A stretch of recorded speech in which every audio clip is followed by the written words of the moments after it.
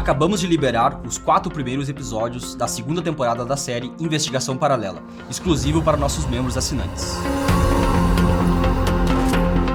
Garanta seu acesso agora mesmo aos novos casos que iremos investigar. São eles: A morte de Toninho do PT, o roubo do cofre de Adhemar de Barros, o caso da OAB, o mistério de Pasadena, o julgamento de Galileu Galilei, o caso de Mariana Ferrer, o assassinato de Marielle Franco e um episódio surpresa.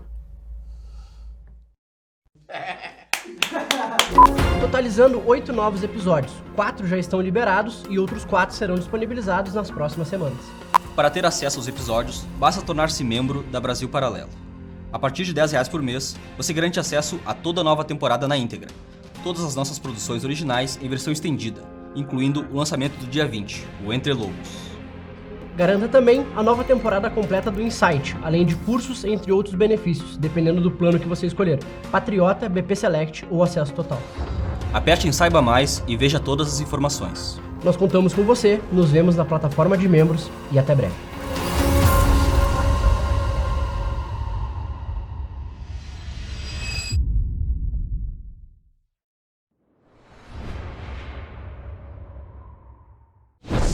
Eu não acredito que a pessoa vá diminuir o uso de drogas e ter uma vida normal. Quer dizer, mais uma mentira que se conta de que o mundo todo está legalizado a maconha. Isso não é verdade. O Brasil tem um mercado de álcool completamente desregulado, né? Você pode ir em qualquer lugar e comprar bebida alcoólica, menor de idade.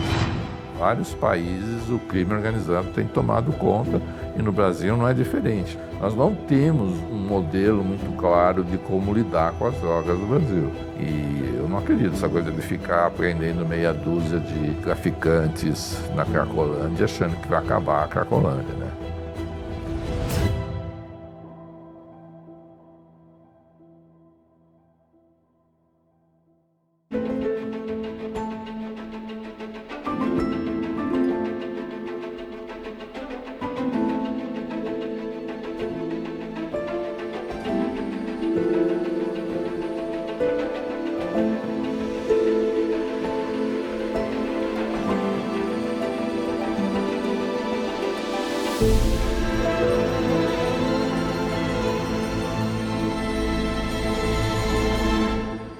Olá, seja bem-vindo ao Contraponto.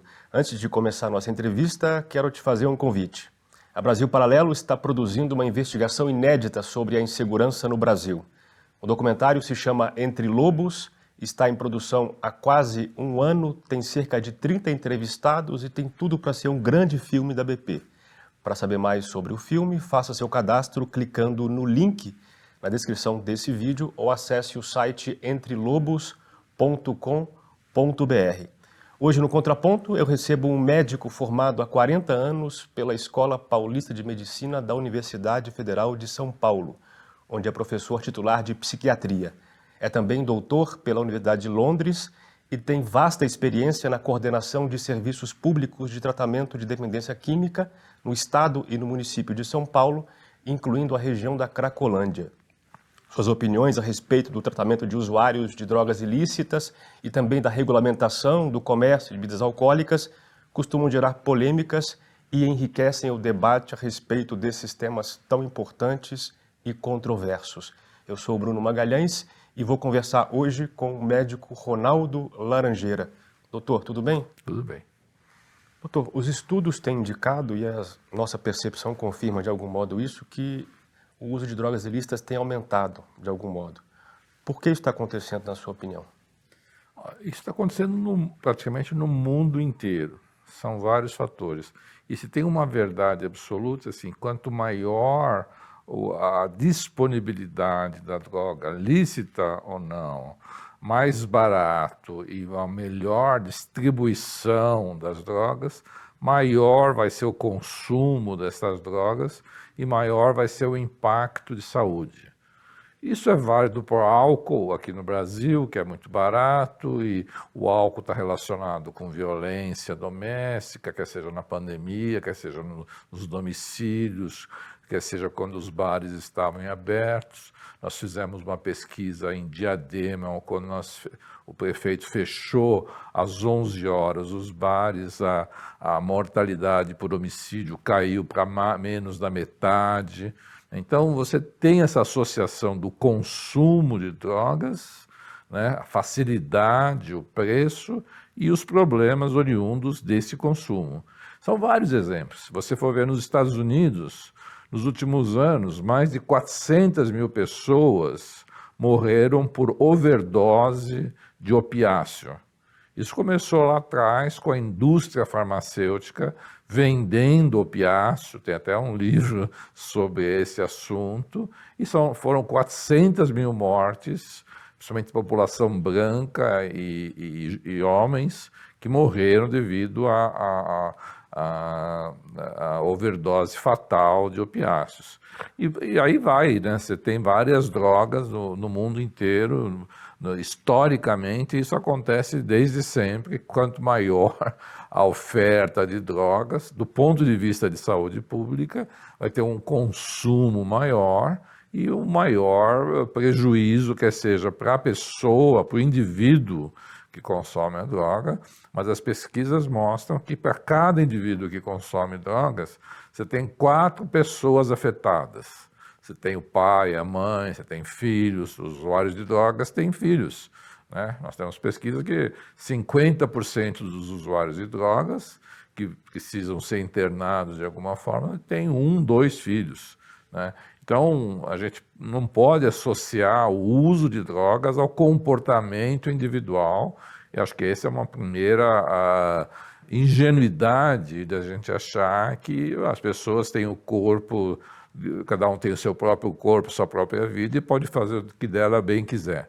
Isso, no meu modo de ver, não se sustenta historicamente, filosoficamente, nem muito menos do ponto de vista de saúde pública, né?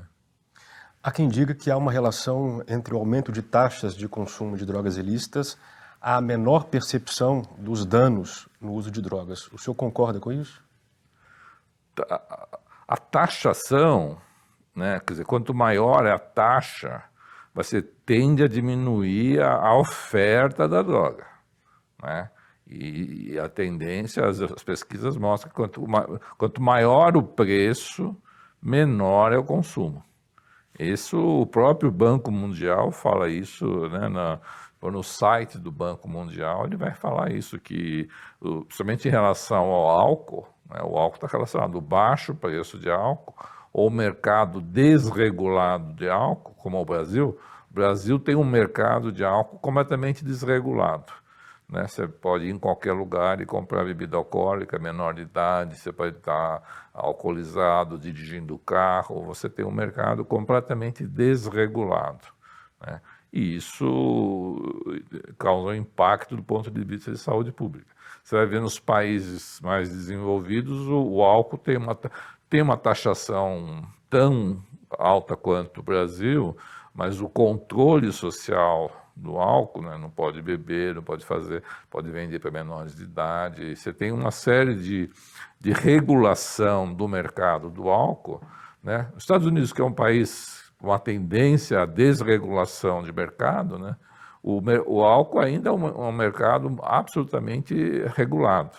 Ele é mais regulado do que a própria maconha, que é outra história que ocorre nos Estados Unidos, né? Mas o ponto aqui é que esse aumento do uso, ele é associado para algumas pessoas com a falta de percepção do dano. Quer dizer, os usuários, apesar das informações estarem circulando hoje em maior volume, aparentemente, as pessoas não têm percebido o dano do uso de drogas e por isso a taxa do uso tem aumentado. Ou seja, nós temos mais usuários porque eles não estão percebendo o problema, não percebem o dano. O senhor percebe isso na sua atividade? Eu acho que anterior a isso, do meu modo de ver, você tem o grande mercado internacional de drogas e que ele impõe, ele distribui, né, o aumento do mundo, assim, na rede de distribuição de produtos no mundo todo. Aconteceu nos últimos 20 anos um aumento de navios levando produtos de um lado para o outro. O mercado ilícito, né, cresceu muito, né, e cresce vendendo mais, né? E isso associado a vários outros fatores socioculturais que fazem que a percepção do uso da droga vá diminuindo.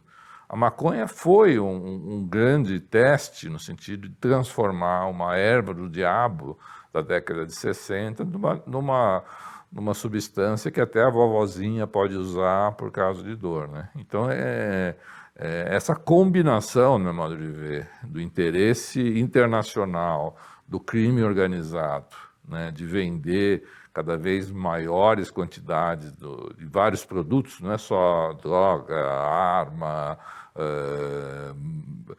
pessoas, mas ficando só na área de drogas, é um comércio absolutamente enorme que tem que ser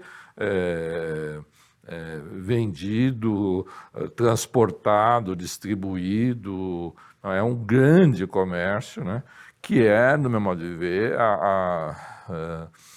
facilitado por uma cultura que acha que o uso da substância, a pessoa vai estar em controle, vai estar melhorando as qualidades de vida com o uso de várias dessas substâncias, né? Quando a gente vê caso após caso de pessoas que destruíram as suas vidas, né, ou a vida de suas famílias pelo consumo de drogas. Então, o usuário acaba tendo, dentro da sua pergunta, né, uma percepção baixa de risco. Ele se sente em controle, né, e, obviamente, isso contribui para ele continuar consumindo, né. Você tem uma vasta experiência no tratamento de usuários. E você costuma falar das duas fases, a fase médica, que é a fase que busca a estabilização do paciente, e a fase de recuperação, que exige mais dele mesmo e da família. Queria que você explicasse em linhas gerais essas duas fases e em que elas consistem. Eu acho que didaticamente, mas na prática também isso é importante, né? O primeiro aspecto, né, é a pessoa ou a família, né, investir num período de desintoxicação. Eu não acredito que a pessoa vá diminuir o uso de drogas e ter uma vida normal. Isso nunca foi mostrado cientificamente. Esse é um ponto nosso aqui, essa divergência também. Então, eu acredito muito que a pessoa primeiro tem que parar de usar drogas para o cérebro voltar a funcionar minimamente estável, né? A gente não pode perder disso, que se você expõe o seu cérebro ao consumo de drogas, ele desregula as milhares de mecanismos químicos cerebrais. Então, você está desregulando. Você pode estar tendo, dentro dessas desregulações, pode ter prazer, né? Lógico que a droga, a maioria das drogas tem algum tipo de prazer envolvido no consumo. Então, lógico que tem pelo menos alguns circuitos relacionados com o prazer do consumo da droga. Mas tem milhares de outros circuitos que são desregulados pelo consumo da droga. Então, a ideia principal é que a pessoa pare o consumo para o cérebro minimamente se recompor, né, para a pessoa poder ir no segundo estágio, né, que a gente chama de reabilitação. Ela para de produzir dano, né, e aí ela vai refazer, ou fazer, muitas vezes fazer ou refazer a vida dela. Porque muitas vezes a pessoa perdeu o contato social, perdeu a vida profissional, os amigos só são usuários de drogas, não tem dinheiro para nada, ou já perdeu todo o patrimônio, né? Então a pessoa ficou muito disfuncional, né? Então o processo de recuperação é a pessoa primeiro parar de usar drogas e depois ela começar a voltar a ter uma profissão, ou voltar a cuidar dos filhos, ou voltar a cuidar da família, ou voltar minimamente a se autocuidar, né? As pessoas às vezes param de tomar banho, param de escovar os dentes, param de ter cuidados mínimos devido ao consumo de droga, né? Por isso que a gente divide esses dois estágios que são fundamentais, né? Porque a dependência química não é um processo irreversível, ela é um processo desafiador, né, que depende muito do indivíduo que envolvido no processo, né? A gente está querendo convencer esse indivíduo que vale a pena ele sair da dependência química e ter uma vida. Eu ainda acho que a melhor vida é uma vida que você tem mais poder sobre si mesmo, né? Menor capacidade de poder se cuidar e cuidar das pessoas importantes da sua vida, né? E isso a droga não deixa acontecer, né? Essa é uma grande ilusão dos usuários, que eles vão continuar usando a droga e vão cuidar daquilo que é essencial na vida, a saúde pessoal e a saúde da sua família, né? Você coordenou os dois principais programas, estadual e municipal, aqui em São Paulo, de tratamento de usuários há alguns anos. Isso faz o quê? 8 anos, 9 anos? Isso. Qual que é a sua percepção, pela experiência que você teve, do modo como o Estado trata os usuários do ponto de vista médico e se isso tem mudado? Olha, naquele momento foi um momento especial, né? Porque o governador, na época era o Geraldo Alckmin, né? E o secretário da Saúde, que era o Davi Uip, eles tinham um compromisso e deram carta branca para um grupo no qual me incluía, para tentar organizar a resposta do Estado em relação à dependência química. Eu acho que isso fez a grande diferença, né, dos políticos darem carta branca para os técnicos, né? Então nós criamos um sistema de assistência, né? Criamos um serviço lá na Cracolândia, criamos serviços para orientação para familiares, né? Nós temos já os relatórios de mais de 15 mil consultas com familiares no estado de São Paulo inteiro. Nós criamos várias unidades de desintoxicação no estado de São Paulo. Então você tem aquilo que a gente chama é o começo, né, de uma resposta para lidar com um problema complexo. Você tem que criar a estrutura, né? Então, nesse período, eu acho que o estado de São Paulo era uma referência para o Brasil de como construir assim, essa rede de cuidados para o dependente químico e seus familiares, né? Eu acho que é um detalhe importante, porque as famílias são muito perdidas com o que fazer, como fazer, onde levar. E então a gente incluiu logo de cara a perspectiva de poder orientar o máximo possível as famílias, né? Infelizmente todo esse esforço mudou com o novo governo, e o governo federal ele está tentando fazer algo muito parecido com o que foi feito aqui no estado de São Paulo, só que numa dimensão, lógico, nacional, e com todas as dificuldades orçamentárias e de recursos humanos para fazer uma intervenção no país como um todo, né? Mas eu acredito que não tenha outra solução, né? A não ser que a sociedade ou os governos possam criar redes de proteção para essas pessoas que estão usando droga, né? Além de ter uma política mais clara em relação ao crime organizado, né? Eu, se eu tivesse que escolher assim, um assunto importante a ser debatido no Brasil, e em vários, não só no Brasil, né? Se for na Holanda também é um debate que se tem sobre o crime organizado, né? Nos Estados Unidos, vários países o crime organizado tem tomado conta, e no Brasil não é diferente, né? Quer dizer, o crime organizado ele se imiscuiu no processo político, né? Ele transforma o dinheiro da droga ilegal no mercado legal. Em Londres, um debate que tem ocorrido agora em relação à guerra da Ucrânia, né, que muito do dinheiro que estava no mercado financeiro da City de Londres tinha a ver com o dinheiro do mercado ilegal de drogas, né? Então, ele é um debate internacional, né, que eu acredito que a gente fale pouco sobre isso no Brasil. Para você ver, a Cracolândia, né, nós temos há 30 anos a Cracolândia. A Cracolândia movimenta por mês ao redor de 9 milhões de reais.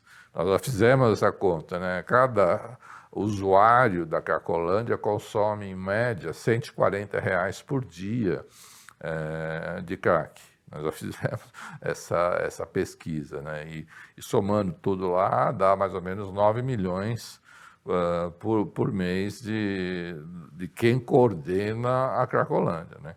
Então, nós estamos falando, por que não acaba a Cracolândia? Não acaba a Cracolândia porque tem um grande... Né? Qual é a empresa que tem um orçamento de 9 milhões por mês, né? Com toda a complicação lá da Cracolândia, mas ao final do dia, ao final do mês, você tem 9 milhões de dinheiro, né? O nosso modelo de repressão ao tráfico de drogas, na sua opinião, ele é bom ou o que está faltando é boa vontade para aplicar? Olha, eu não consigo ver um modelo no Brasil, né? As pessoas criticam o modelo, né? Um modelo que é virulento, né? Né, que as cadeias estão cheias de pessoas que só fumaram maconha. Isso, no meu modo de ver, faz parte de uma mitologia, né? Nós não temos um modelo muito claro de como lidar com as drogas no Brasil, né? Você tem algumas ações da Polícia Federal, são ações, né, que às vezes são ações truculentas. Eu não gostaria de defender essas ações truculentas, porque o crime organizado vai precisar de inteligência para lidar com o crime organizado, né? E eu não acredito nessa coisa de ficar prendendo meia dúzia de traficantes na Cracolândia achando que vai acabar a Cracolândia, né? Então, eu acho, na realidade, o maior problema é a ausência de modelos, a ausência de integração da polícia com a saúde, com as famílias, né? Com as comunidades, né? Então, só para dar um contraponto, o melhor modelo de prevenção, né, é um modelo da Islândia, né? A Islândia é uma ilha de 250 mil pessoas, né, e que tem um dos menores consumos de drogas do mundo, né? Mas o que se faz lá? Todas as crianças, no final da tarde, tem um esporte ou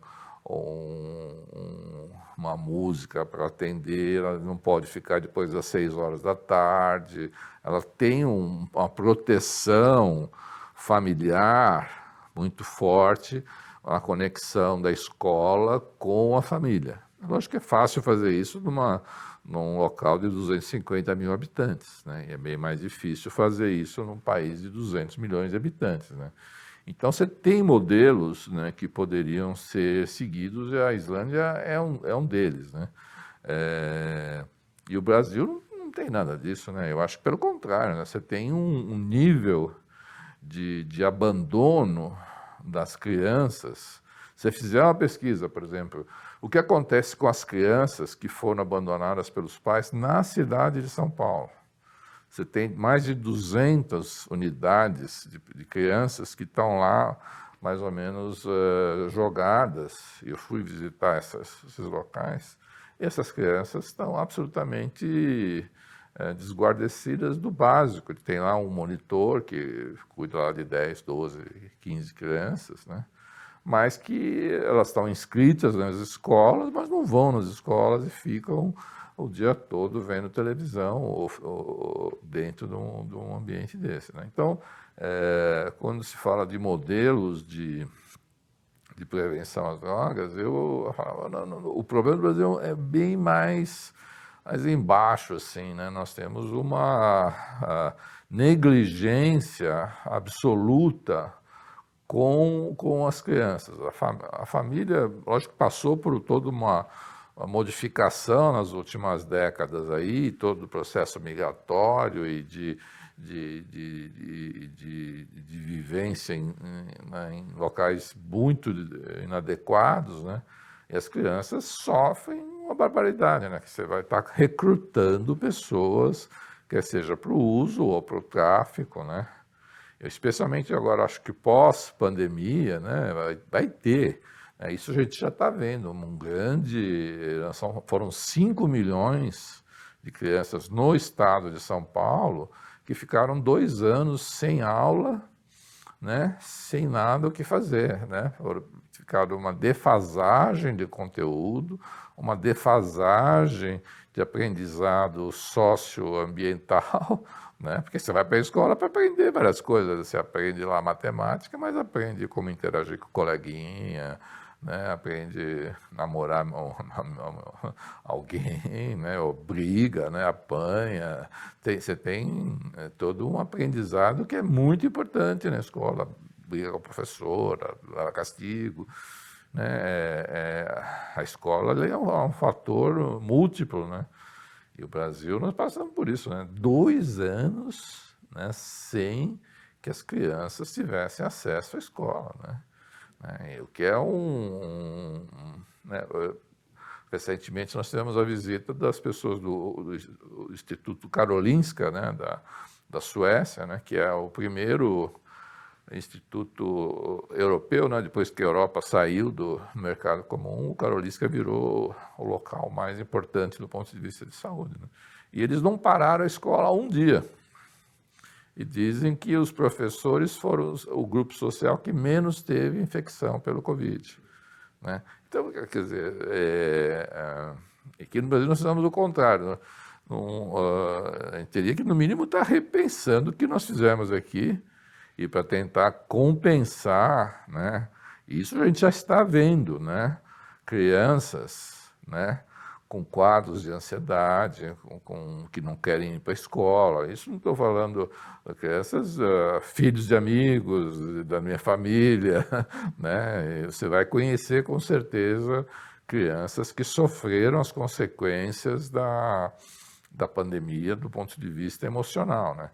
Então, quando a gente quer falar da política de drogas, eu acho que no Brasil nós estamos ainda num patamar mais abaixo, assim, nossos níveis escolares, né, são os piores do mundo, né?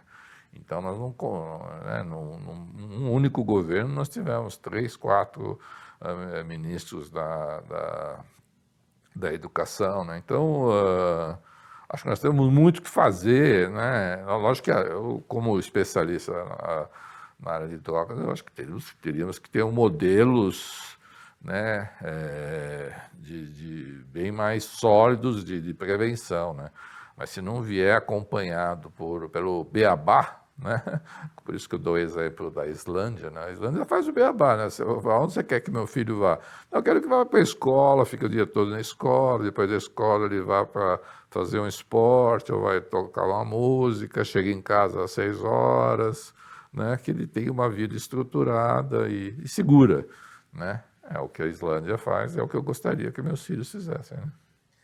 Pela sua experiência, você já deve ter visto centenas ou milhares de casos de sucesso na cura do uso de drogas ilícitas e também casos de fracasso, com certeza. Qual que é o fator preponderante na cura sem a qual ela não acontece? Olha, eu acho que é o nível de dano cerebral que a droga produziu, né? A gente tem a tendência a desconsiderar esse fator, né? Eu estou há 40 anos nessa área, né? Eu diria assim que Eu e a minha equipe, quando a gente está começando a avaliar um caso inicialmente, né, nós ficamos avaliando, fazendo exames para entender a intensidade de dano cerebral dessa pessoa, porque às vezes não é tão óbvio, né? A pessoa está bem, mas de repente ela mata o pai, né?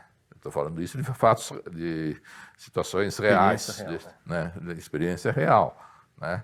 Então, eu acho que se eu tivesse que escolher isso, a gente tem que ficar atento, nós profissionais e os familiares, o quanto que a droga afetou a estrutura cerebral do indivíduo. Porque se a gente tendo mais informações sobre essa deterioração, a gente possa tentar ser mais agressivo no sentido de estabilizar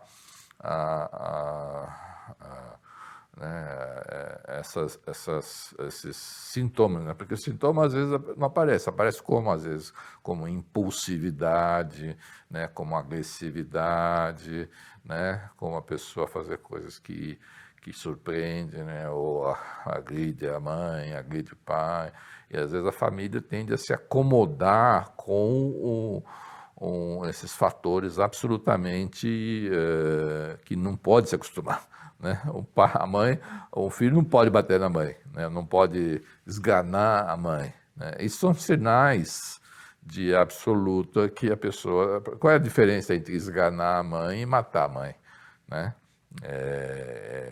É isso que a gente, infelizmente, discute no dia a dia com os nossos pacientes, né? Então, para mim, a psiquiatria ainda é uma especialidade que se baseia muito em comportamentos, né?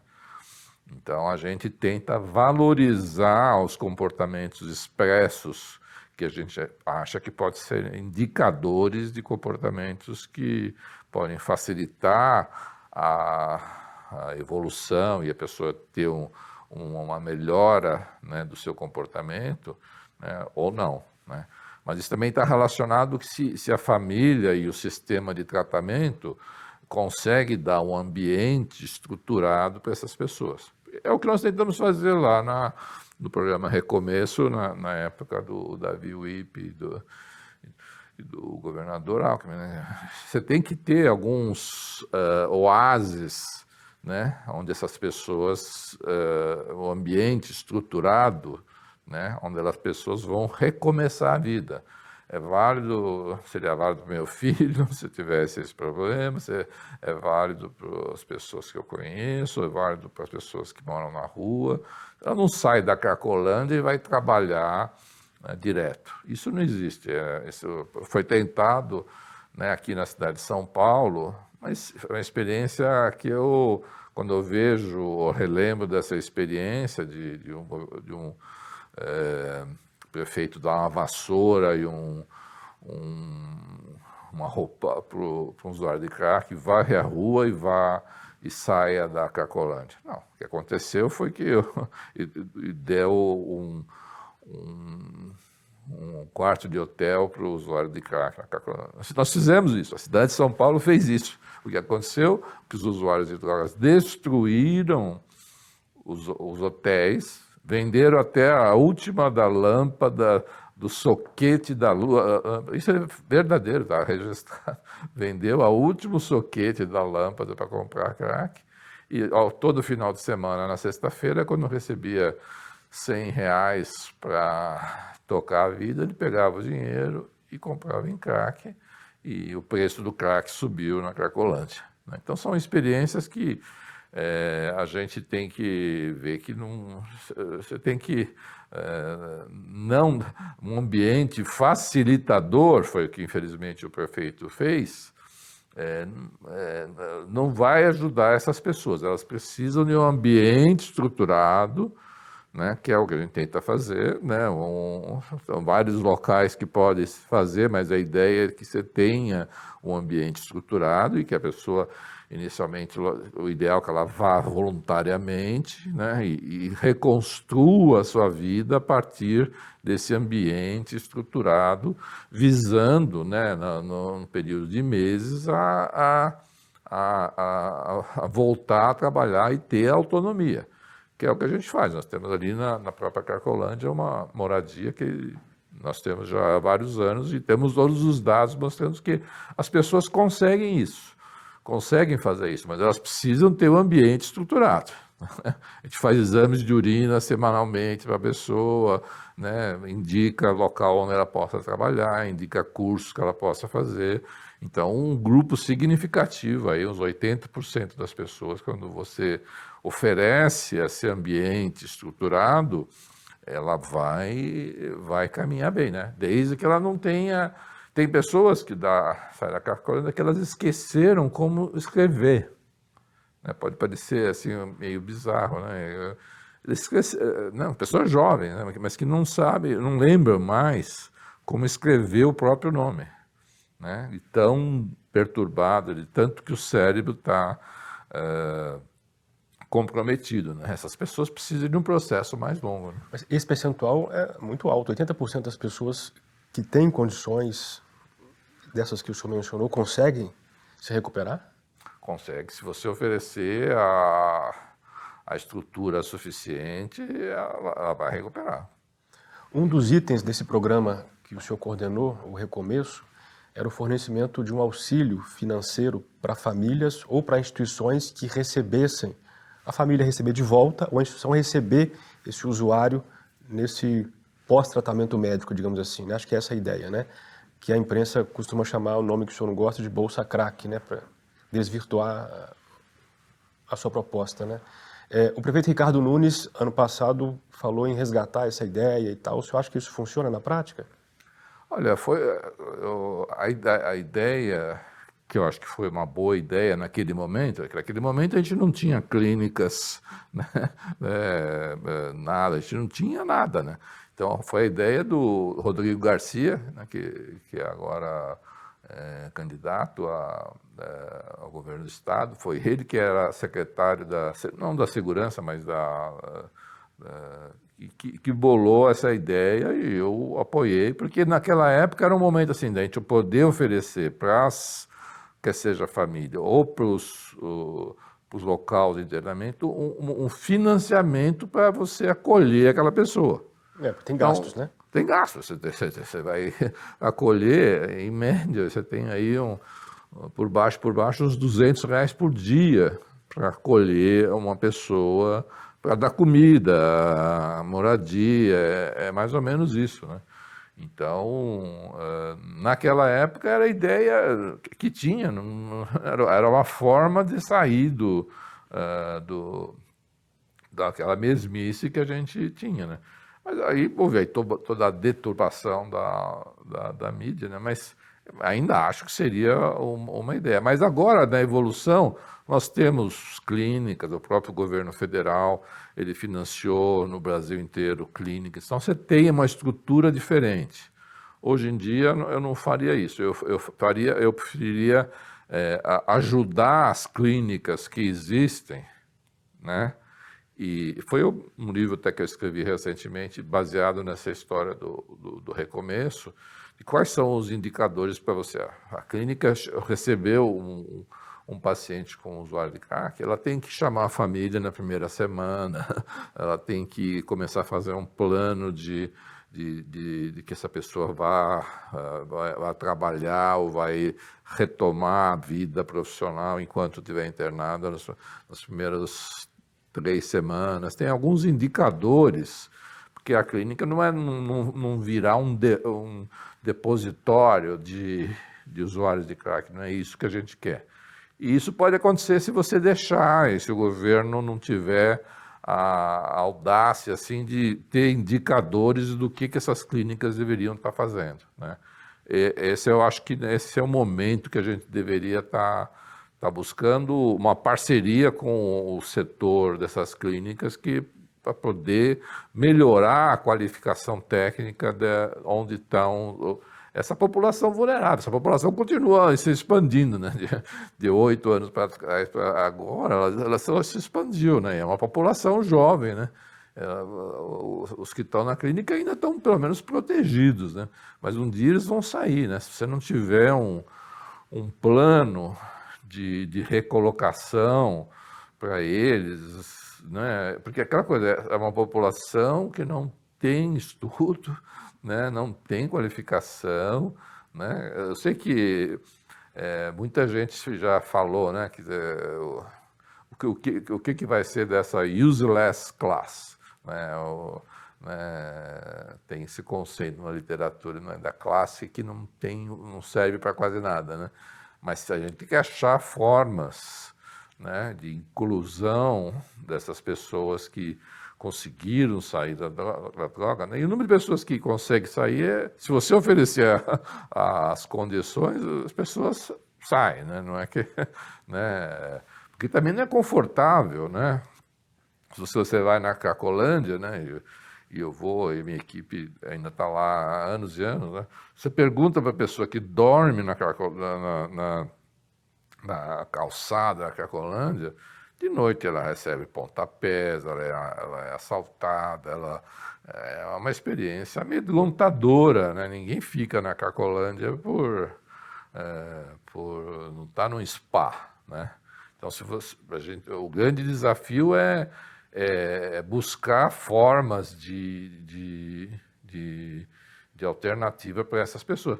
Não é só na cidade de São Paulo, né? Eu acho que eu tive a oportunidade de estudar um pouco mais sobre o que acontece em algumas cidades nos Estados Unidos. Se pegar São Francisco, né? Eu já fui 2 vezes em São Francisco, uma vez há 15 anos atrás e outra vez há uns 3 anos antes da pandemia. Está completamente diferente. A cidade de São Francisco ela virou uma Cracolândia em vários setores, no setor Tenderloin, ela virou uma Cracolândia. Na Los Angeles e várias outras cidades americanas, elas têm situações parecidas do que nós temos aqui na cidade de São Paulo. E tem todo um debate do que fazer em relação às pessoas. Deveria só dar casa para ele e as pessoas resolvem o problema dessas pessoas. Não é verdade. Isso já foi debatido e avaliado, não é verdade. Porque 60%, 70% das pessoas que estão na rua, elas têm algum transtorno mental. E se você vai dar uma casa para ela não vai ter organização para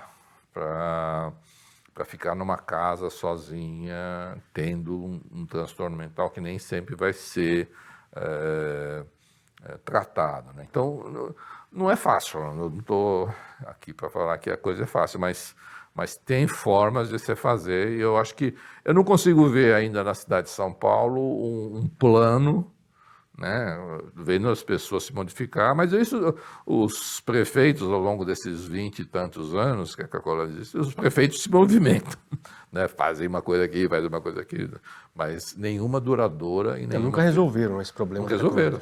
30 anos de tentativas, né, e boa vontade, não estou de jeito nenhum desqualificando a boa vontade, mas não tem ideia da complexidade do problema.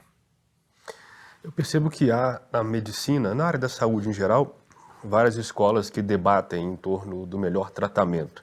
Parece que uma forma de classificar elas inicialmente é entre aquelas que preconizam a redução de danos, que não é a sua escola, e uma outra corrente seria a da abstinência total, ou seja, recebe o paciente, o usuário, e busca interromper de imediato o uso de drogas. A redução de danos já tenta imaginar uma situação em que a pessoa possa usar menos drogas, ou usar drogas menos danosas, ou usar de forma mais limpa, né, para reduzir os danos. Esse é o nome dessa teoria, digamos assim.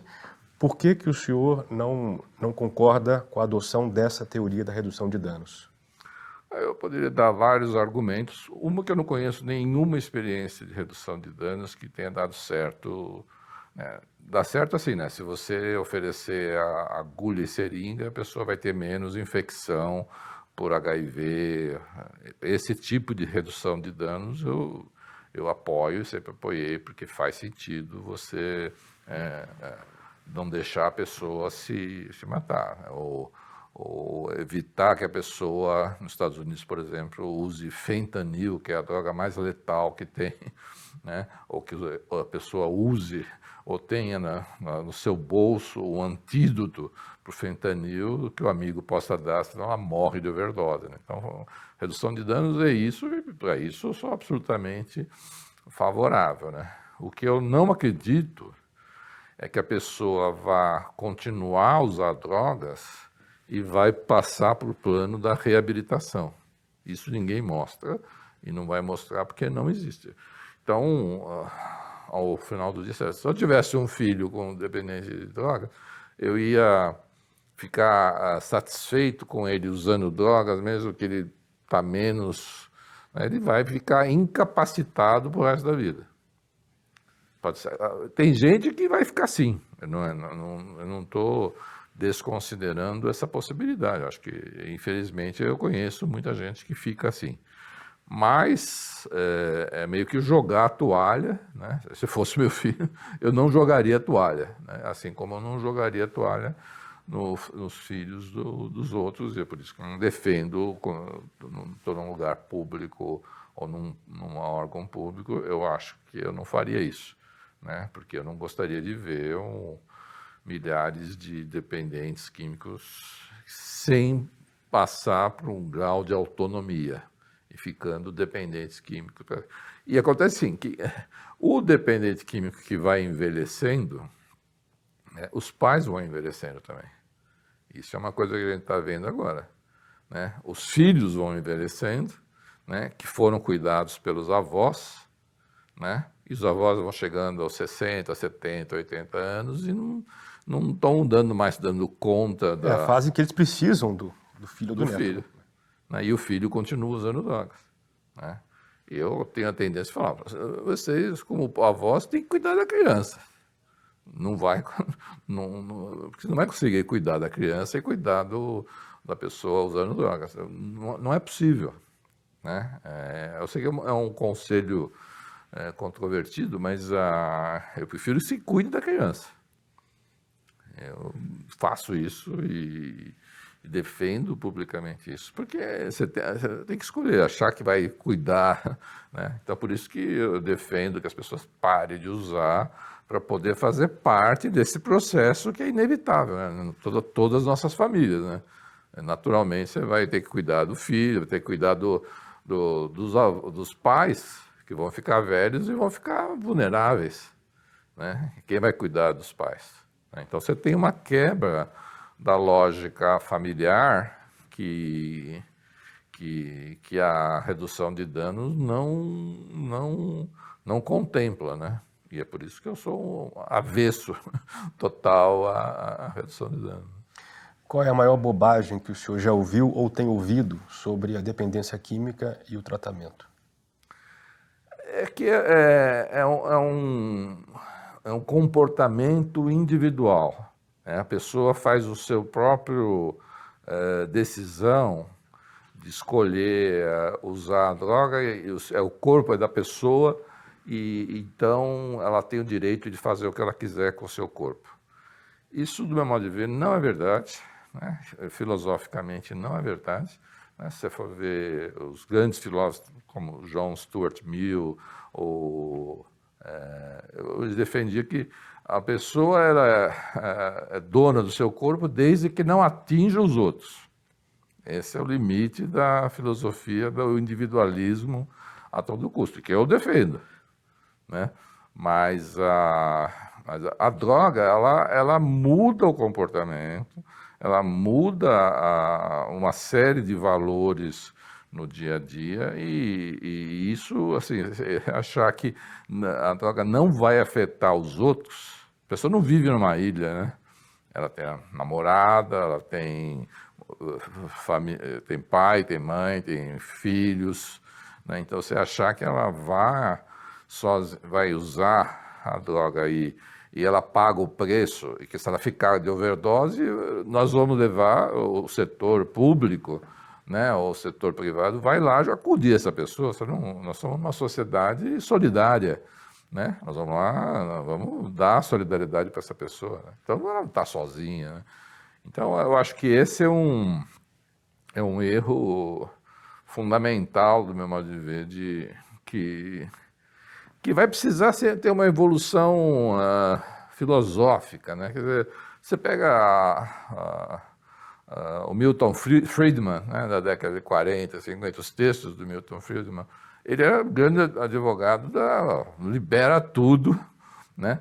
Mas mudou, né, nesses 60, 70 anos, mudou, o crime organizado entrou, o mundo é outro, né? Você defender a legalização e todo mundo faz o que você quiser, pô, nós vamos virar uma sociedade caótica, né? Então, eu acho que as pessoas vão ter que refletir sobre a responsabilidade de usar ou de experimentar. Ou tinha essa ideia, né, que complementa o que eu estou falando, né, que vale a pena experimentar de tudo.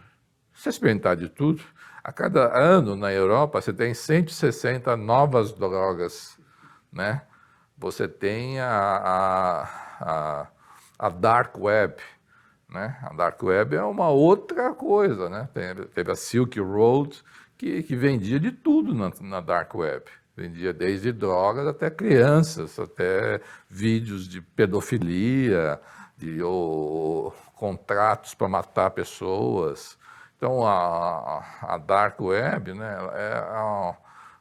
a gente tem que colocar que o mundo é outro, né? O mundo, do meu modo de ver, é outro. Você pode pedir pela Dark Web para trazer um pedaço de fentanil, né, do tamanho de um celular, que vai produzir a morte de várias pessoas, né? Então, assim, eu acho que esse é um erro fundamental, e a gente não entender a complexidade das drogas, da repercussão no indivíduo e nas pessoas ao redor do indivíduo.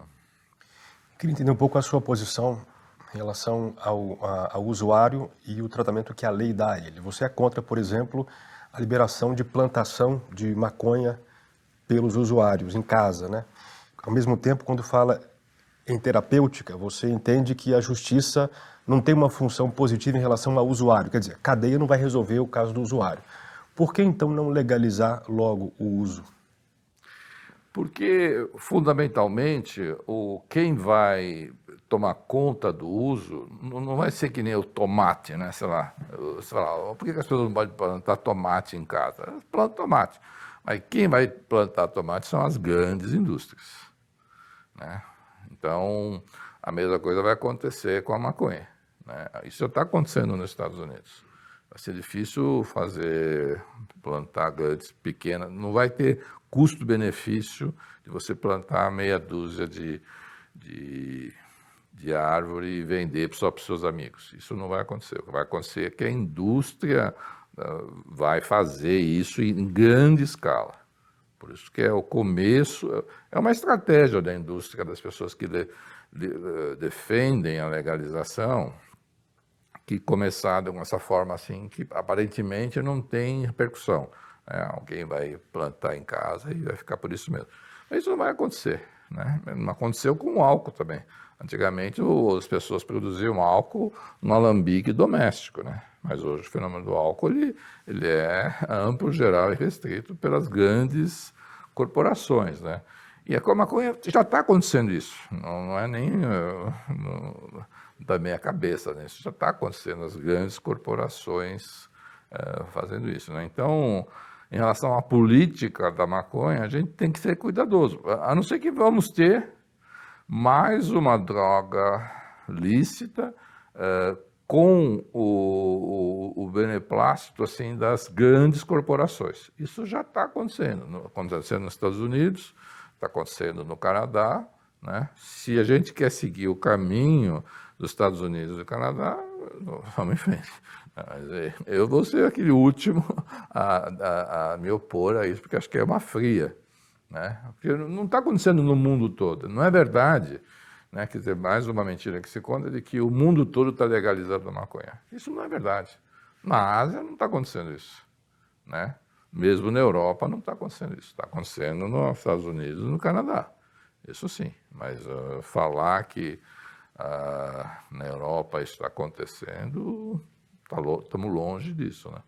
Então, o debate das drogas ela acaba tendo muitos mitos produzidos pelas pessoas muito espertas, pessoas muito vivas, que estão acostumadas a promover, né, fake news a respeito da política da maconha, no sentido de já dar por ganho a ideia de que vamos ter a maconha como uma droga legal. O que eu acho uma bobagem, porque nós não vamos estar falando de uma droga, o cigarro de maconha que se fumava na década de 60. Nós estamos falando de usar a maconha na forma de um cigarro eletrônico de maconha com uma concentração de THC ou de CBD de 100%. É isso que está acontecendo já nos Estados Unidos e vai acontecer aqui no Brasil, né? Então, esse me parece o debate, assim, que, né, você falava, o que tem de mais o cara fumar um baseado de vez em quando? Não é isso que nós vamos falar. Nós vamos falar assim, nós vamos tolerar, né, os nossos filhos pegarem no meio da escola um cigarro eletrônico de maconha e fumar no meio da escola? É isso que já está acontecendo. Em várias escolas já está acontecendo isso. Então, o modelo atual de tratamento do usuário, o senhor acha que é o melhor? Quer dizer, continua sendo crime o uso, só que não a pena. É criminalizado, mas despenalizado. Esse é o modelo que o senhor acha ideal? Olha, eu acho assim que o ideal é que tenha alguma consequência, né? Eu estou longe de defender que o usuário de drogas seja preso, né? Sou absolutamente contrário a isso. Mas tem que ter alguma consequência, né?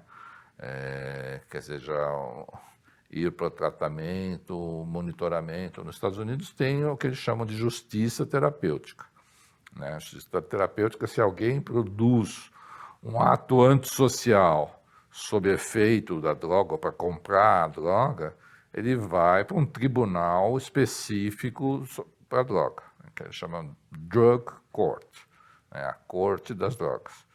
E a pessoa, ela pode não receber a pena pelo crime que ela cometeu se ela ficar abstinente por um período de anos, né?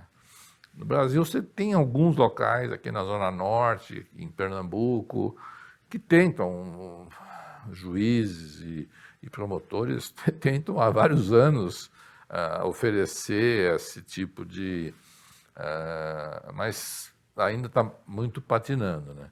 Então, eu acho que a gente vai ter, para alguma parte dos usuários de drogas, ser um pouco mais... ter um pouco mais de pressão para ficar em tratamento, junto com a família. Quer dizer, eu acho que não é o Estado, né, eu não seria favorável ao Estado entrar na vida do indivíduo. Eu preferiria que o Estado, junto com a família, eu tenho certeza que a família iria querer que a pessoa ficasse abstinente, aí faz exames de urina, faz exames de fio de cabelo, para mostrar que a pessoa não está consumindo drogas, né? Então, eu acho que para um grupo de usuários de drogas, eu acho que vai precisar de um pouco mais de força jurídica, né? Uma força jurídica e uma força moral feita pela família, né? Porque se você não deixar, muita gente, essas pessoas vão ficar, tudo bem, envolvidas em comportamentos antissociais, vão ser presas, vão ser instrumento do crime organizado, que é o que acontece, né? Se você, na Cracolândia é um exemplo, se você quiser um exemplo de um local onde a droga é legal, é na Cracolândia, né? Tem lá, a maioria dos usuários de droga da Cracolândia são instrumentos do crime organizado, né? Se a gente não tirar, se não modificarmos a Cracolândia sobremaneira, essas pessoas vão continuar por mais 10, 20, 30 anos alimentando o crime organizado, né? Então a gente tem que fazer escolhas, né? Para mim,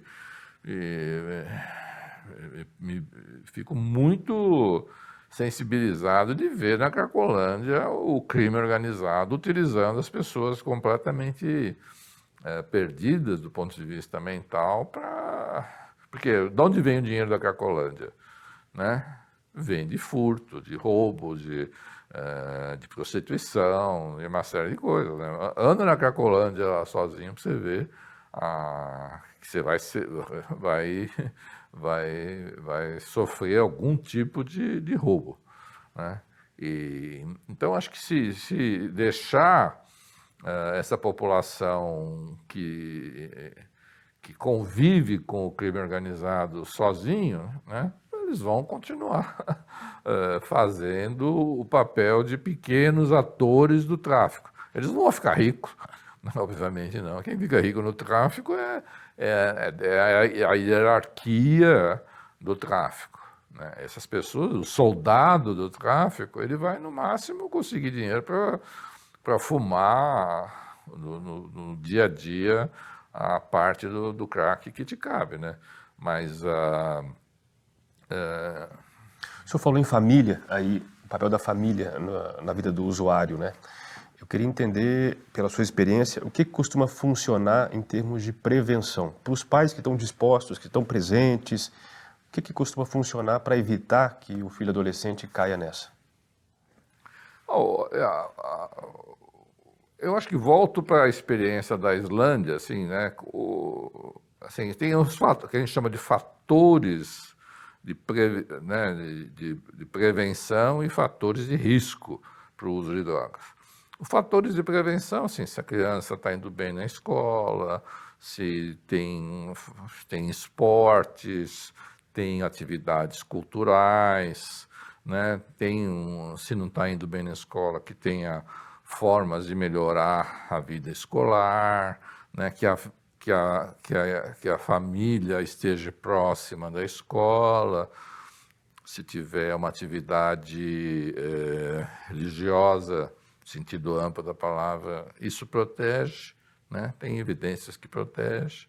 Então você tem esse conjunto de medidas, que é o que a Islândia faz, né? Você cuida, né, sistematicamente do seu adolescente, né? E obviamente aqueles adolescentes que ou fogem de casa ou que não vai na escola, aí eles vão para um programa especial, né? Não é que todo mundo fica igualzinho, não é isso. Mas uma boa parte se beneficia desses fatores de proteção que na Islândia se faz, e a gente tenta, no mais das vezes aqui no Brasil, você tenta fazer isso, né? Só que os pais fazem isso de uma forma fragmentada, né? Eles às vezes colocam em boas escolas, mas às vezes não participam tanto da escola, né? No fim de semana, às vezes o filho sai, ele não sabe para onde está indo, e aí entra nesses fatores de risco, né? Criança que não vai bem na escola, né? Que os pais não conseguem monitorar o seu dia a dia, né? Principalmente a vida social durante a fase da adolescência, né? Que vai em festas e o pai não vai buscar, né? É importante que os filhos, os adolescentes, possam ir às festas, né? Não é contra que o adolescente vá para a festa, né? Eu tive 3 filhos e acho que tiveram que ir para a festa. A festa faz parte da vida social, né, dos adolescentes, né? Mas o pai e a mãe tem que controlar, né? Tem que ir lá buscar, ver o que aconteceu, escutar minimamente, né? Então, esse balanço, né, entre fatores de proteção e fatores de risco é que vão determinar quem que vai usar a droga, né? Sem falar do fator individual, né? Às vezes a criança é muito ansiosa, ou tem déficit de atenção, tem dificuldade escolar, que tem que você tem que atender essas vulnerabilidades, né? A gente não pode esquecer que 8 a 10% das crianças têm dificuldades de aprendizado, né? Então, essas crianças têm que ser... né? E isso é válido na Islândia, quando é válido na Suécia, é válido na Inglaterra, é válido em qualquer lugar do mundo, né? Então, você tem que identificar e o mais precocemente tentar adaptar essa criança à vida escolar ou à vida escolar compatível com a dificuldade da criança, né? Então, eu acho que talvez me repita nesse sentido, assim, né? A gente não pode dissociar a prevenção às drogas com a melhora dos cuidados com as crianças. Isso é um erro básico, a gente achar que vamos dar aula sobre drogas. Eu não faço isso, nem amarrado, mas porque eu sei que não funciona. Eu fiz uma vez, porque meu filho pediu para eu fazer isso, mas faço assim esporadicamente, mas acho que não funciona, né? Se chamar alguém, que seja um profissional, ou um ex-dependente, ou a polícia que vai na escola falar sobre drogas. Isso não funciona, isso já foi provado inúmeras vezes que não funciona, não é isso que funciona, né? Então não vamos repetir o que não funciona, né? Então eu tenho mais essa ideia de uma prevenção no sentido mais estruturado da palavra prevenção, e dando para a criança mais instrumental, né, mais ferramentas para ter um desenvolvimento melhor.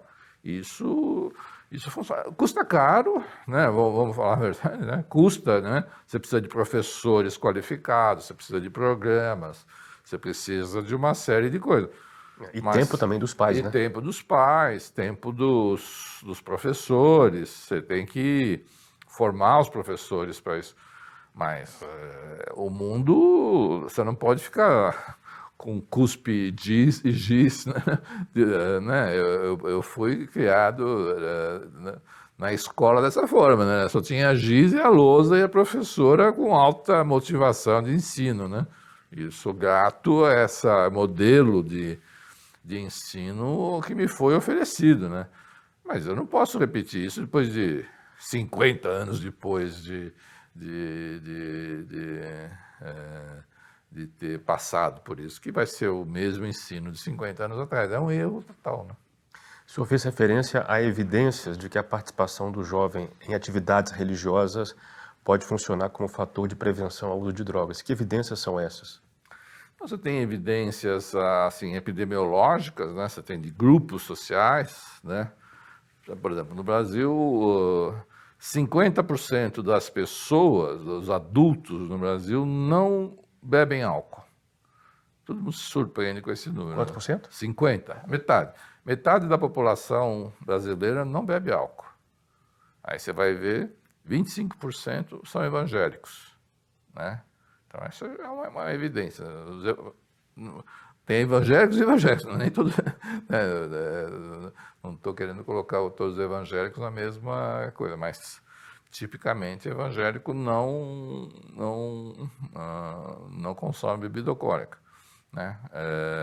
Ou sei lá, na Arábia Saudita você não tem alcoolismo na Arábia Saudita, né? Os muçulmanos não permitem álcool, né? Por exemplo, por vários outros tipos de motivos, né? Mas aqui, voltando aqui para o Brasil, você vê que alguns valores religiosos de ter uma parte de autocuidado, uma série de valores que as religiões influenciam, acabam dificultando o uso de drogas. Dificultando não significa que é que ninguém vai usar, tanto que tem padre que usa drogas, como tem médicos que usam drogas, né? Então não existe nada que seja uma resposta, uma bala de prata, né, como se falava nisso, mas os valores, né, religiosos, eles tendem a proteger o indivíduo, valorizar mais o indivíduo. Não é que a consequência disso não é falar que todo mundo tem que ir para a igreja, né, ou para ir para uma religião, não é isso, né? Às vezes a família pode ter lá as suas ideias sobre o que seja ser a religião, a vida espiritual, e cada família tem saber que é um reforço, né, dentro do contexto familiar, né? Não é falar, não faça tal denominação religiosa que vai estar bem. Não é isso que eu acredito, né? Mas os valores religiosos, principalmente os valores familiares, né?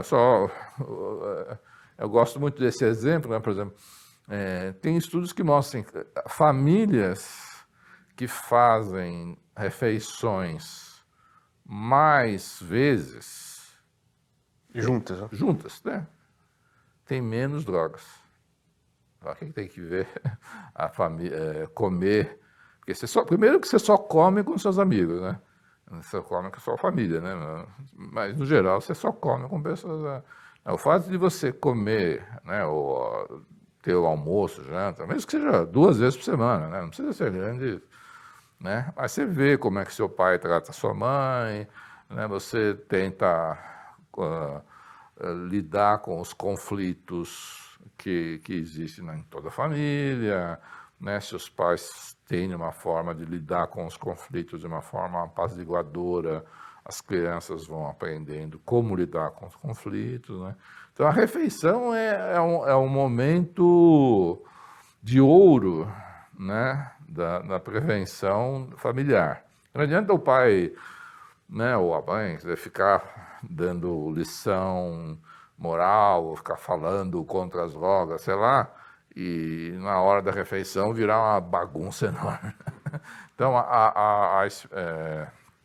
eu gosto dessa pesquisa porque mostra isso, assim, né, que a alimentação, né, a refeição, ela é um momento de grande destaque, assim, da família ter uma identidade, né, de como os pais se tratam, né, o pai e a mãe se tratam e tratam os filhos, né. Eu acho que talvez seja até mais importante que o lado religioso, né, no sentido, porque religião, tudo bem, você pode ir lá na igreja uma vez, de vez em quando, né, mas a refeição é todo dia, né.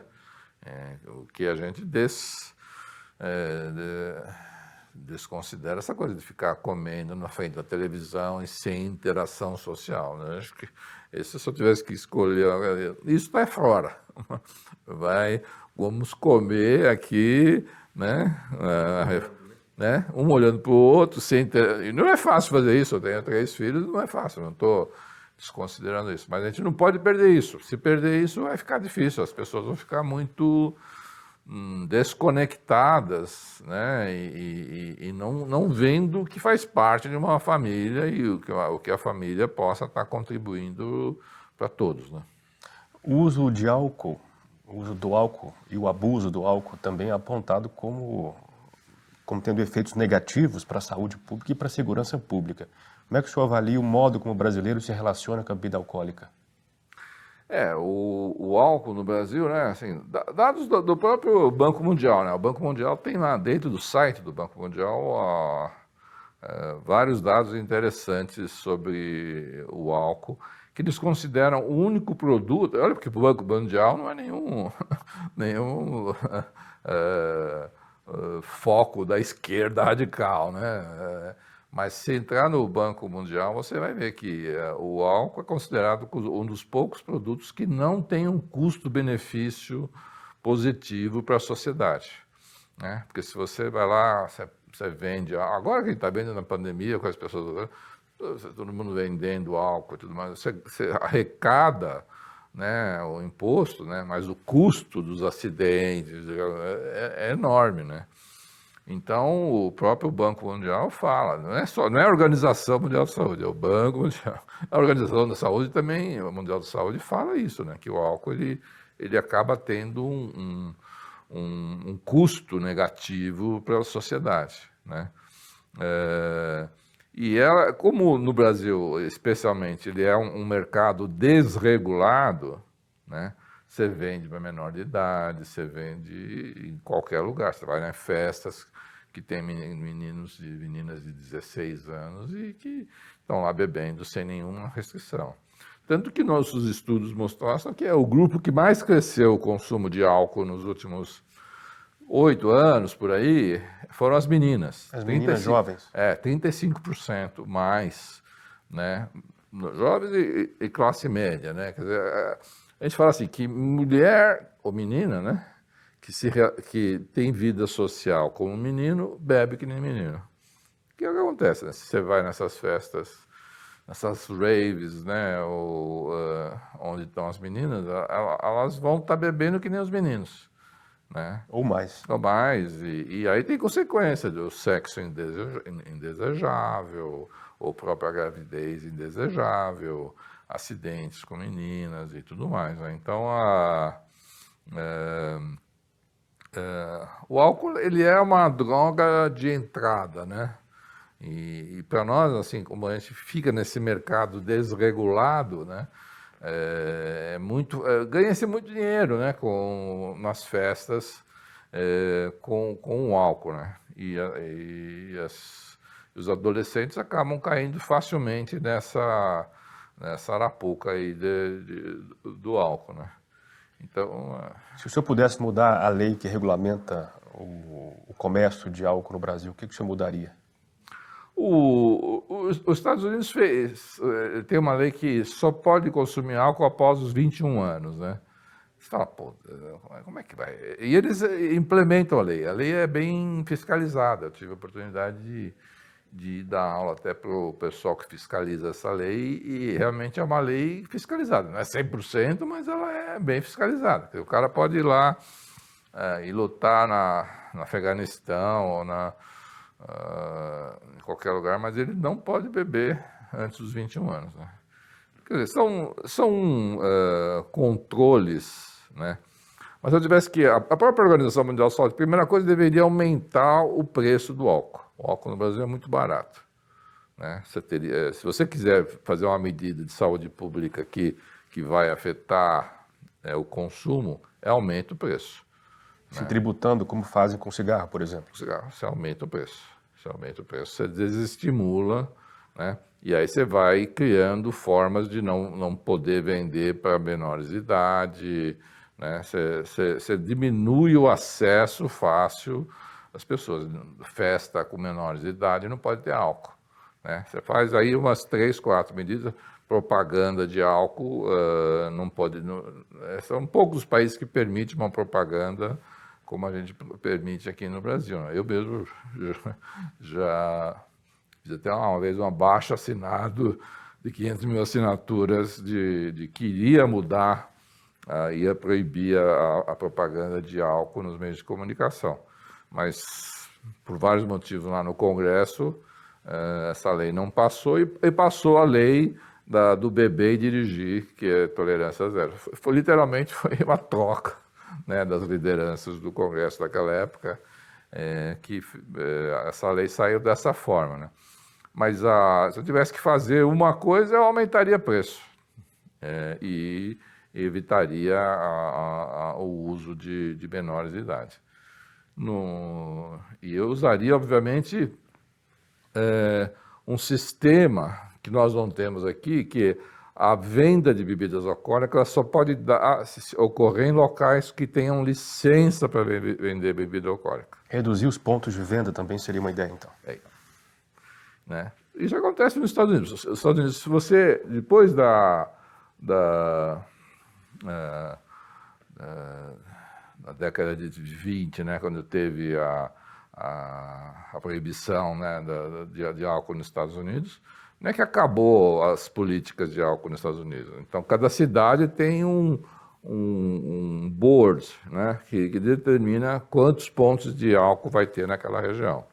O cara, para abrir um bar, ele não pode ter passado judicial, ele tem que ter uma série de coisas. Se ele for pego vendendo para menores de idade, fecha um ponto dele, tem uma série de regulações.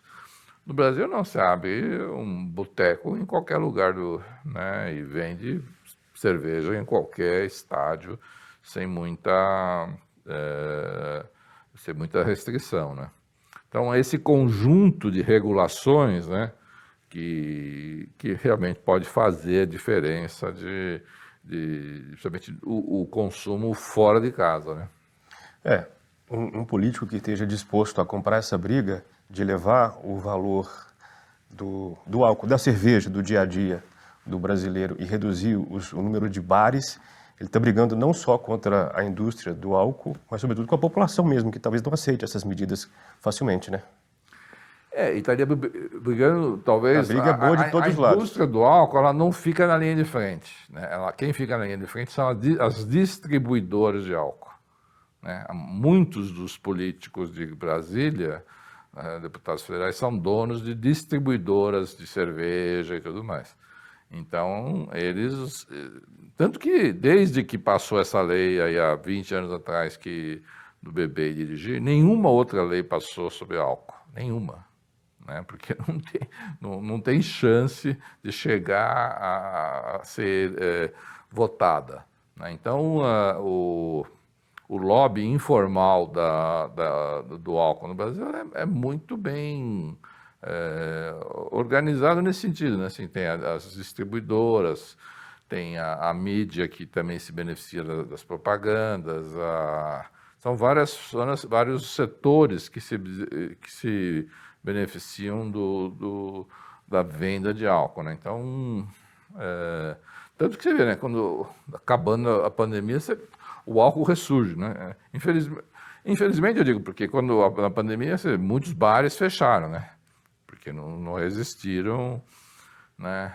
Teria sido uma oportunidade de a gente organizar, né, um setor, né? Não é fechar todos os bares, mas você tem licença, né? Um bar fecha... É o que acontece nos Estados Unidos, o bar fecha, alguns fecham às 7 da noite, outros fecham às 11, mas a licença é diferente, paga um pouco mais, paga menos, né? Então, isso é o que acontece na maioria dos países desenvolvidos, né? Quando a gente vai em reuniões internacionais e falar que no Brasil não tem licença, ninguém acredita, acha que nós vivemos num país assim sem lei, né? Porque você tem que ter um mínimo de licença para poder cobrar, né, uma série de procedimentos, né? Não vender para a pessoa que está alcoolizada, né? Se o cara está alcoolizado, você dá mais bebida para ele, se o cara sair de carro, ele tem um acidente, né? Então,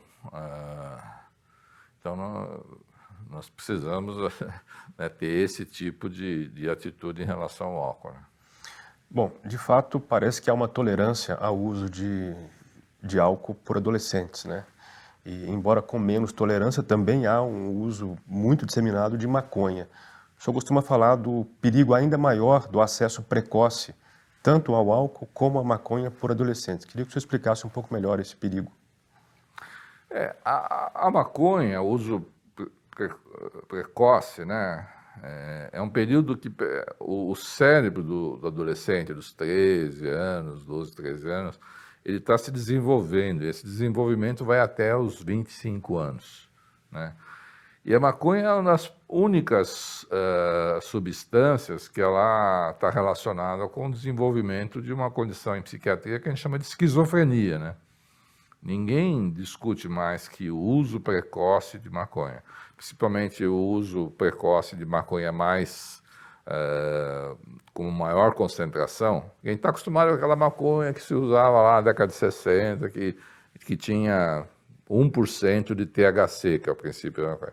Hoje em dia, os adolescentes fumam 10%, 18%. O skunk, né, por exemplo, que é 18%, 20%, e sem falar daqueles que possam usar o cigarro eletrônico de maconha, que aí vai para 80%, 100%, né? Então, a maconha, pouco diferente do álcool, né? Mas cada droga tem a sua característica, né? Mas a maconha é uma das poucas que produz, aumenta o risco, né?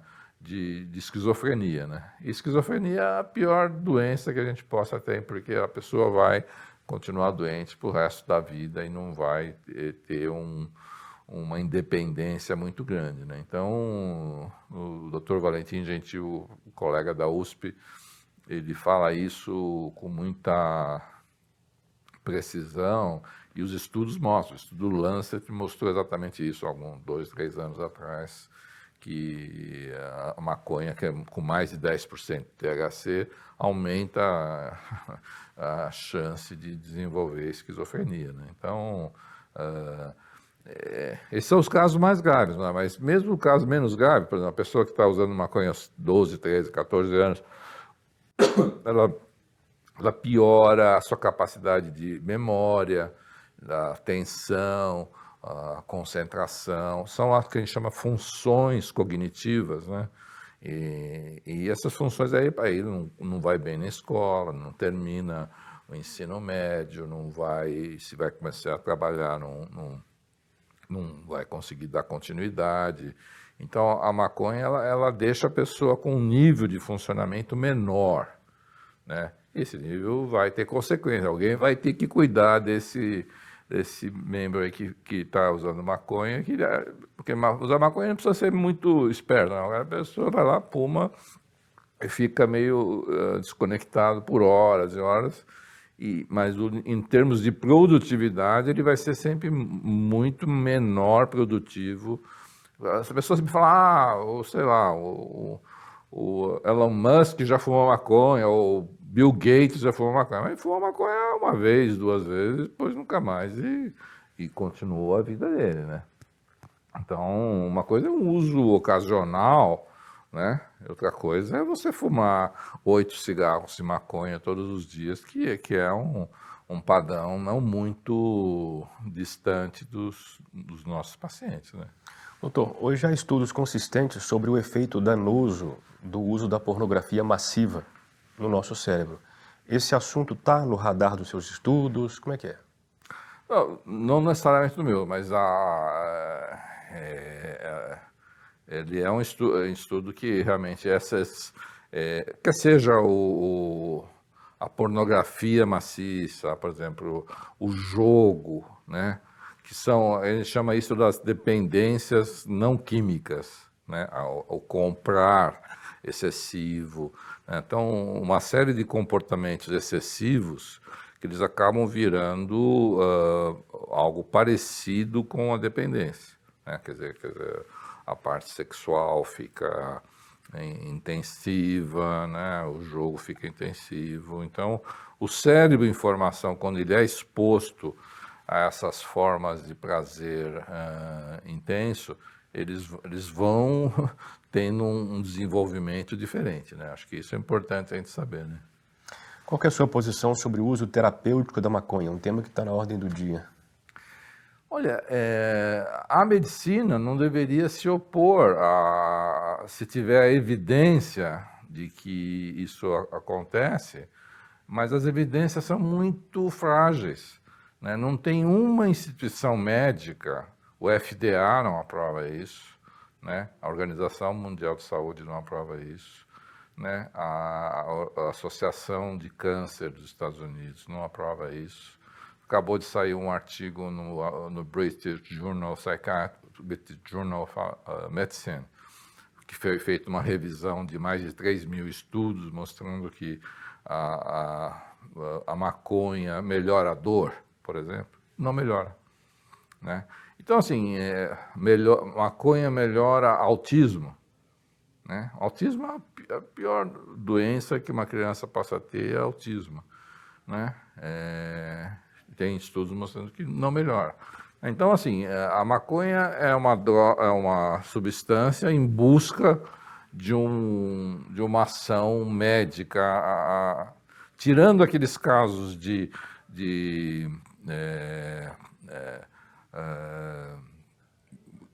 que são com seizure, né?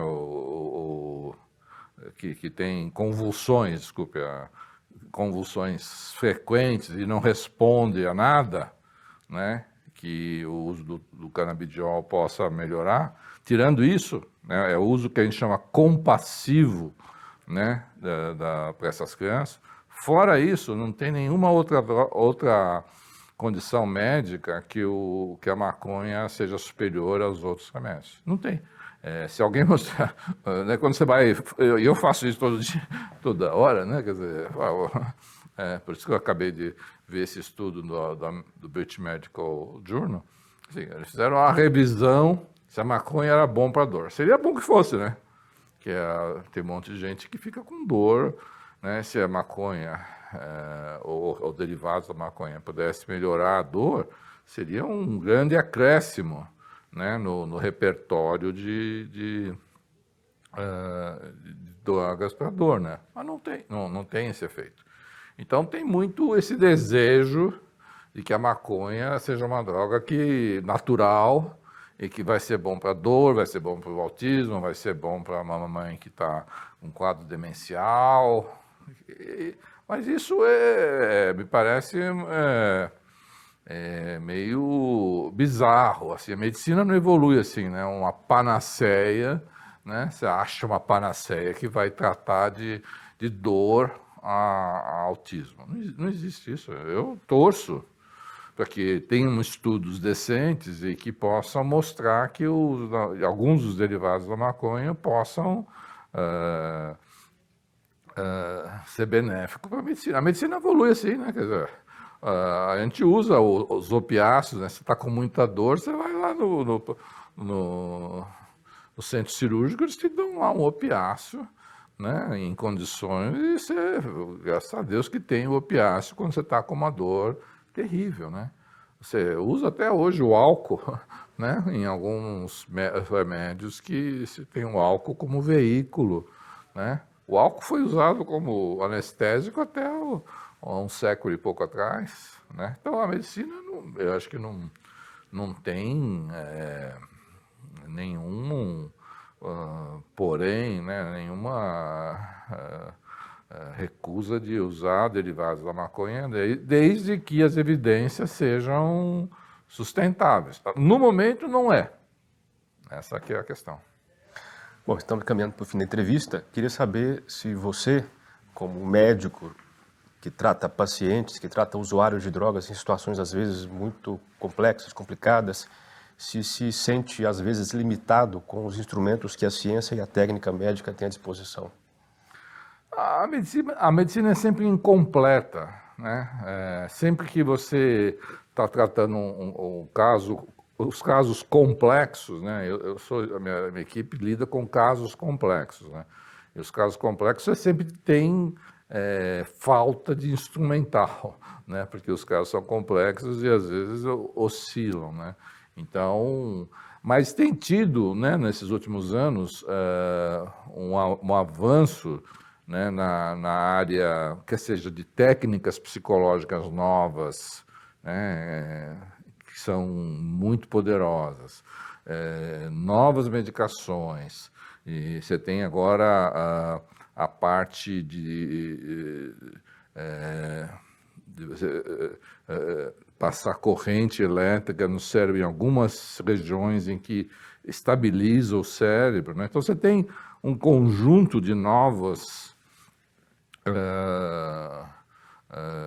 recursos, né? Um repertório que está se ampliando, né? Eu acho que isso a gente fica com um olho no gato, outro no peixe, como se diz. A gente está um olho no paciente que não está indo bem, e a gente fica olhando as novas formas de tratamento que possa ser úteis para aquele paciente que não está indo bem, né? Então, eu sinto, por um lado, a frustração de não ter todos os recursos disponíveis para aquele paciente, mas, ao mesmo tempo, a gente fica antenado com o que possa ser usado. A medicina sempre foi assim, né?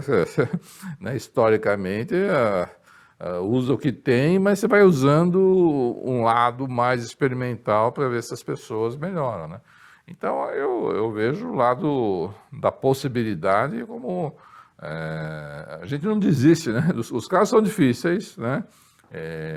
Mas a gente não desiste porque a desistência desses pacientes graves é que ele vai ter um tipo de vida bastante comprometido, e se o setor saúde não cuidar dessas pessoas, é o setor judiciário, o setor penal que acaba indo cuidar, ou o setor do crime organizado é que vai cuidar dessas pessoas, né?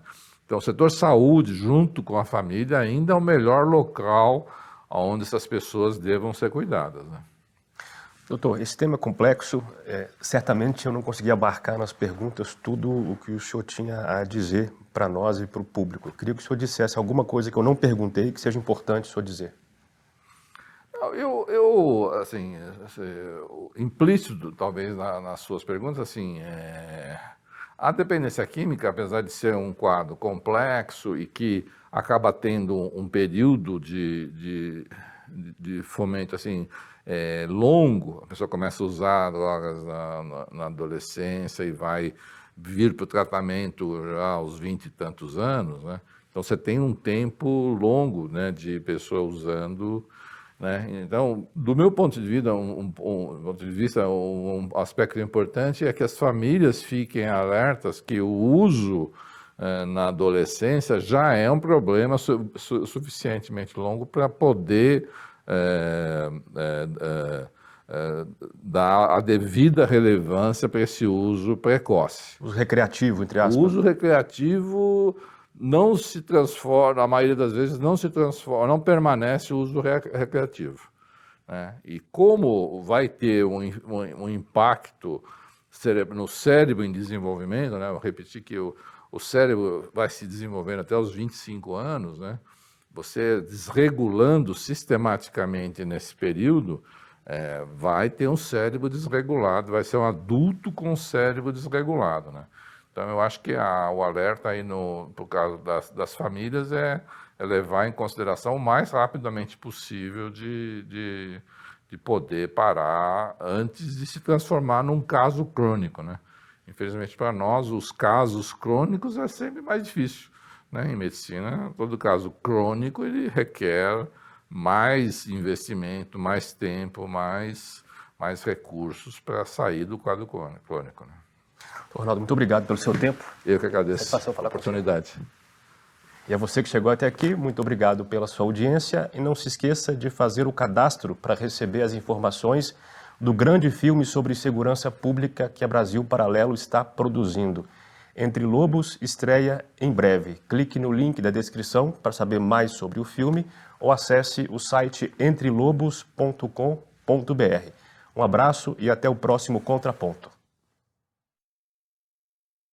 A nova temporada da série Investigação Paralela já está disponível. Libere agora mesmo seu acesso aos episódios no aplicativo Brasil Paralelo e também garanta a nova temporada da série Insight BP, onde os clichês de especialistas e estudiosos são desmascarados, além de nossas produções originais.